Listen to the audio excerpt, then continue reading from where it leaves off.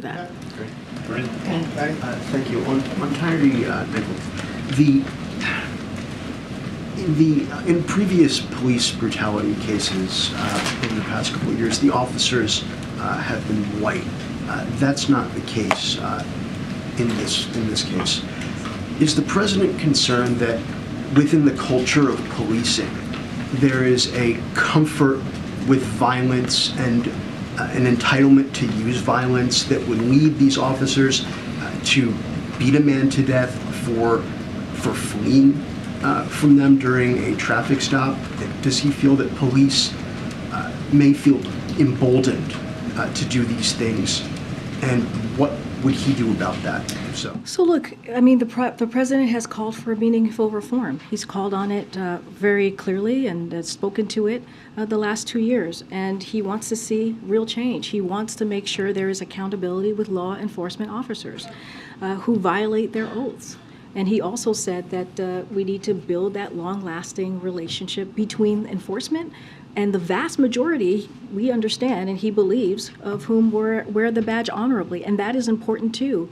And those communities, not only they wear it honorably, but they also to serve the community, to serve into the community that they want to protect. And so, look, we're not going to get into doing any psychology here and going into the minds of folks, but what we can say is we believe that there needs to be meaningful reform, which is why the president acted and took executive action when Congress could not. I would just follow up on that. His predecessor in 2017 encouraged police officers to don't be too nice, and suggested that they might hit the heads of prisoners on the tops of their patrol cars. Does the president have any plans to speak to police officers and say that this kind of behavior is not acceptable? Does he plan to address any police groups or anything like that? I understand the question, Andrew, but I think the president has been very clear. He's been very clear on the importance of having true reform, of the importance of making sure that communities feel safe.